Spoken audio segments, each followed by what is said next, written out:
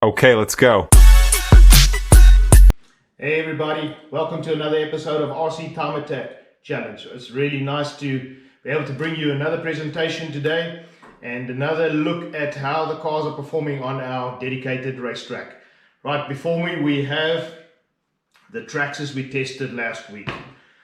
This car really performed very well. Two-wheel drive against four-wheel drives, and it set a time, let me just look at my chart over there, of a 31.08 on the track. That was the 3 hot laps, and that compared to the arrma senton, which did a 28.78. It's about, let's call it 3 seconds give or take difference. Four-wheel drive versus two-wheel drive, I think that was pretty good time, okay? But when I bought this car about 3 weeks ago from Wheelspin Hobbies out there in the UK, thank you guys for that service. You guys really helped me. And I don't know anybody there, guys. I'm not sponsored by anybody, and I just bought this thing outright from them, and their service was just fantastic. So thank you guys. Thank you to, I think the guy's name was Adam, Keith, and Ben. Thank you. Really appreciate it. And if there's anybody out there watching this video that knows those guys, just tell them that from my side, beautiful service. Thank you so much. And also I just want to add to that, the service that I've received from the guys in South Africa. There's a company out in Somerset West, JK Products. I don't know those guys at all. Ordered the arrma senton from them off the internet, and beautiful service, just fast, quick, no hassles. And then the first guy I bought from was a guy out in George, and his name is Sean, and he gave me a lot of advice. It was the first RC car I've ever bought, and I bought a car from him. And wow, what service did Sean give me? RC 6.33 is his company's name. Thank you, Sean. So appreciate it. And definitely from all three of those guys, I'll most definitely be buying cars from you guys again. And so I ended up with this car, and we tested it last week, like I said. But when I ordered it from Wheelspin Hobbies, I decided I'm going to buy this low center of gravity chassis, because I want to see how the RC world reverts to my previous life of motorsport as a professional racer, how the difference is in the performance from the normal standard chassis, or the stock chassis if you want to call it that, and how this lower center of gravity chassis is going to perform time-wise. Like I've said before, the stopwatch never lies. That's our indicator in all forms of motor racing. You can say what you want to, you can do what you want to, but if you don't have the lap time, you got nothing. So this is only one element of this hobby that I'm looking at. It's not the be all and end all, so please don't criticize me for that. Enjoy this process with me, because it's an exciting way of looking at RC cars, and it does tell us something. When a car is faster around a track, which is very difficult track that we've got, by the way, it's very dusty and it's got a lot of gravel on it, so the grip level is very, very low. So cars that perform very well, their DSCs or their gyros, will be tested to the absolute limit, okay? And then also the controller, me, the driver of these things. I'm not highly experienced at it, so I will take a lot of blame for not being able to push the cars to the absolute limit at this particular stage. I am intending to get better, and I've actually got some nice plans for this channel in the future that includes maybe looking towards setting up an asphalt track where we can also test on-road cars, and also upping my skill level to where I'm going to go and do some competition stuff as well. So that's something down the line that I'm looking into, and I'll keep you updated on that process, because I think that with what we're doing right now is really going to add a whole lot of value to what we're doing. Also, I'd like to do testing of tires. You know, in real motorsport, these things is what puts a car in contact with the road, and they play a massive role in how you set your car up. So I'd also like to do some tire testing, if you want to call it that, for RC cars down the road as well, on our surface and also on an asphalt surface, to see how that reacts and how these cars perform and what the lap time difference is. Because then I can say to you, listen guys, if you buy a Pro Line tires, for instance, and the stock tire is this tire, and that Pro Line tire is 1 second a lap, or over the 3 laps, 1 second quicker, you know that that tire is performing exceptionally well, okay? So that's where we are. So I've done the conversion already. Here's the bits and pieces from the other chassis. I replaced the front and rear bumpers. I actually prefer the Traxxas original, but when I bought this chassis and I saw these blue bumpers, I said to myself, well, let me just match everything up. Unfortunately, This is a different make. It's from RPM. Very nicely done, by the way. And they were cheap. So I thought I'll put that on. But the color doesn't match the chassis. But I thought, I've got them. Let me put them on. It doesn't look as cool on this car with the orange and silver and black body. It's not as cool. But I just put them on for this test and exercise. But I do prefer the Traxxas original front and rear bumpers. And then the part number for this lower center of gravity chassis is 5830 for anybody that's interested. Looks really fantastic, really easy to put together.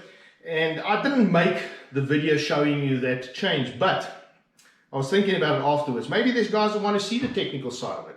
Maybe you guys want to see me take the thing apart and put it back together again. Happy to do that. I just didn't want the videos to be elongated with stuff that you, the audience, may not want to see. But if you want to see it, please throw me a comment. And while you're throwing that comment, if you're not subscribed yet, please subscribe, because this helps build the channel, okay?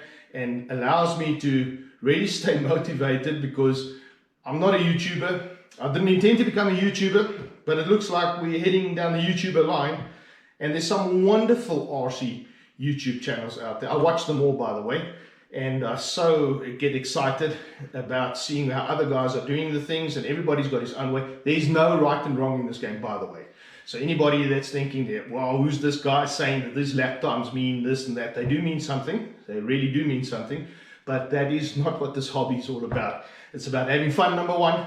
Number two, looking at the technical aspect, and that's where my passion comes in for this. And it's a growing passion, and a massively fast growing passion, because this setup, the way it's designed and how these cars work, really excites me from a racing driver perspective. From my previous life as a race car driver, professional race car driver, that excites me, and that's why I'm doing this.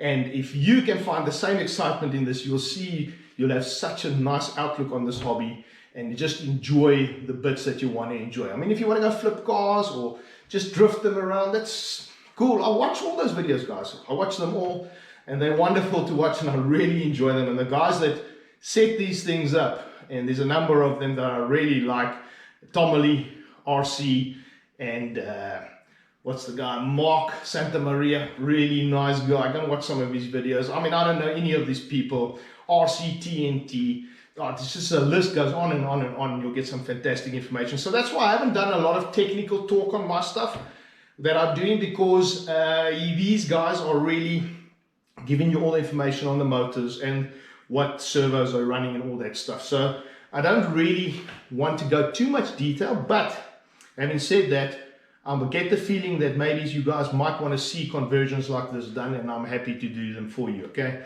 Here's the stock chassis that sits, what is it, 25 millimeters higher, 1 inch higher, and I think that's going to make a difference to the handling of the car, okay? I think there's going to be a massive difference to the handling. But that in real world, by the way, the center of gravity in real world does make a big difference to how a car performs. Let's see in the RC game how that's going to work.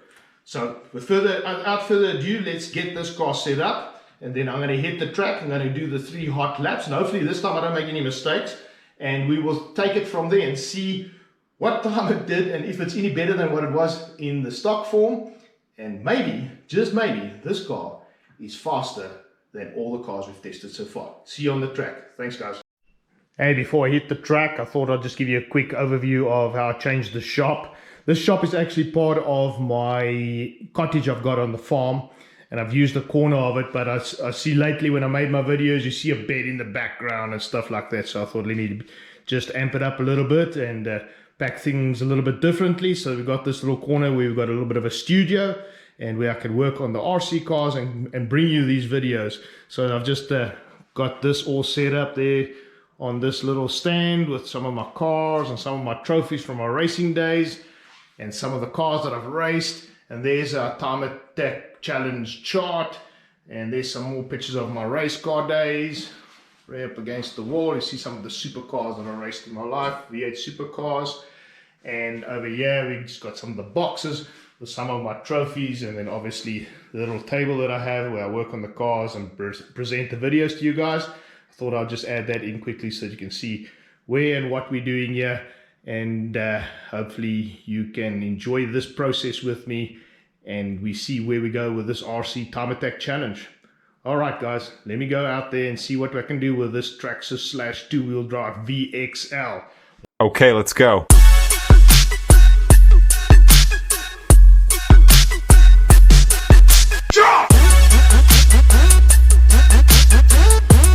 Right guys, onto the track, ready to do the 3 hot laps. Remember, 3 hot laps, that's the total time from standstill. Let's see where this lower center of gravity Traxxas chassis is going to end up compared to the stock version, and also the other 2 cars we've already tested. Alright, in 3, 2, 1, let's go.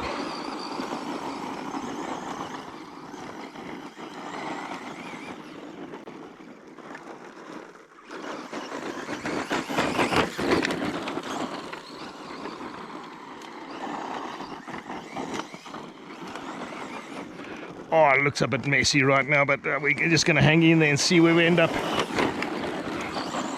That's a little bit better. That's a bit better. This car's really challenging to run yet on this track. Slow it down, and then we're coming in for the last lap. Wow, that was unreal. Let's see where the lap time is. Hey guys, straight off the track, the Traxxas low center of gravity chassis has been tested. I had a couple of problems, alright, and I'll give you a quick rundown of what they were. First of all, I didn't have the right springs in the car. I actually went out there yesterday, this is the following day. Yesterday evening I was going to run the car, got to the track, did a sighting nap, figured something wasn't quite right, and as I started the test I realized that I had not changed the front springs that comes with that lower center of gravity kit.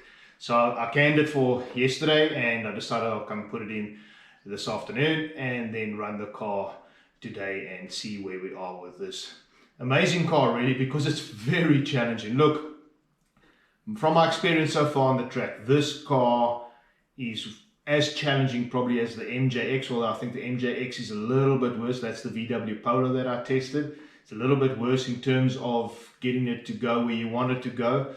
I understand it. I understand the 2-wheel drive deal.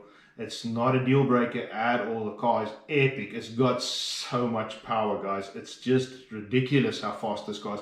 My track cannot show you how fast this car is in terms of straight line speed, okay? It is insanely quick. And so is the Senton, and so is the Polo, okay? All 3 of these cars are extremely fast. So don't for 1 minute think that what you're seeing on the track is a true reflection in terms of its straight line performance. The straight line performance is amazing, and there's a lot of other RC channels that are showing you the top speeds and stuff, and please go and have a look at them. We're not going to do the stop speed thing. I don't think it's really necessary. I think a lot of video coverage on it out there, and I don't really want to go down that road right now anyway. Alright, so the springs was changed, the lower center of gravity deal has been done, and you can see I just came off the track, just gave it a blow down with the blower, and everything looks good. I really like this chassis, that it doesn't catch many stones and dirt and stuff. Really nice. I like that a lot. The lower center of gravity chassis has, I think, some drawbacks in terms of its ride height. Obviously, for these conditions, my track's got fairly big stones on it, and they come loose very easily. So it tends to hit and bottom out, very similar to what the MJX Polo did. And so I'm going to say for this track, I'd rather probably put the higher center of gravity chassis on it. And if you're going to be bashing and doing some really high jumping stuff, absolutely go and leave the stock chassis. That's kind of where I want to go with this.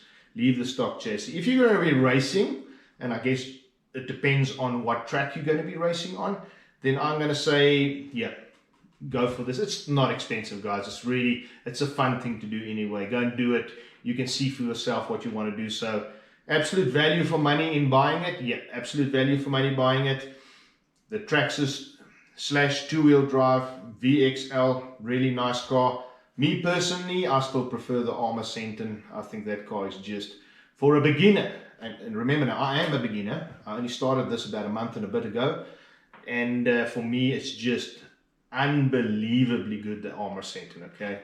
Straight out the box. This was a lot more trickier, but I'm going to say that training on this is probably going to help a person with the 4-wheel drive version of any other car to even be better with them. So it's got its advantages, and I like it. I think it's a very nice car. So when we look at the lap time, and that's kind of where we're going with this right now, the lap time says everything. I'm not changing the evaluation on this car because I've already evaluated it 88 out of 100. I think it's a pretty decent score. I'm going to leave it at that. I don't think the chassis changes anything in terms of that overall value of this car.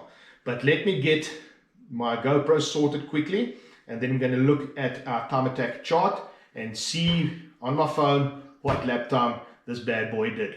Just give me a second. Hey guys, right, I've got the GoPro on the hand right now, so I can just give you a quick look at the low center of gravity chassis. I really like this blue, man. That's just epic looking. And again, this beautiful body. It's been and quite a challenging test, this one. More challenging than any of the other cars I've had, except for the MJX VW Polo. So I've really had to fiddle a bit and get things sorted out. But no worries on the chassis, and the chassis has proven itself. Like I mentioned in the beginning of the video, anything in motorsports, this is experience I've had throughout my racing career, anything with a lower center of gravity around a track is going to be better. And this has proven it once again. And here we go, guys. There's my phone, there's the data, and that is a 30.09 lap time of the 3 hot laps at a 36 km/h top speed, and that puts the Traxxas Slash low center of gravity chassis in number 2 spot on the chart. Number 1 still remains the arrma senton, 4-wheel drive, by the way, so don't forget that. So we 1.3 seconds off the arrma senton with a 2-wheel drive, guys. Wow. 22.4 mile an hour. Wow. 1 second quicker than the stock chassis. Yes, that makes sense. Okay, so money well spent. I think it's what, 35 pounds, about 40-50 US dollars for the whole kit. Absolutely worth it. Maybe a little bit less in your country, but for me, I had to import that stuff. But really absolutely worth it, depending obviously on your conditions, don't forget that, but absolutely worth it to buy and to have some fun with. Okay guys, you guys have a great week. Here's just a quick flashback of this beautiful car, and we will hopefully get some more testing done next week with some epic things coming up in this channel, so look out for that. And until next week, all the best and blessings for the week ahead. Cheers.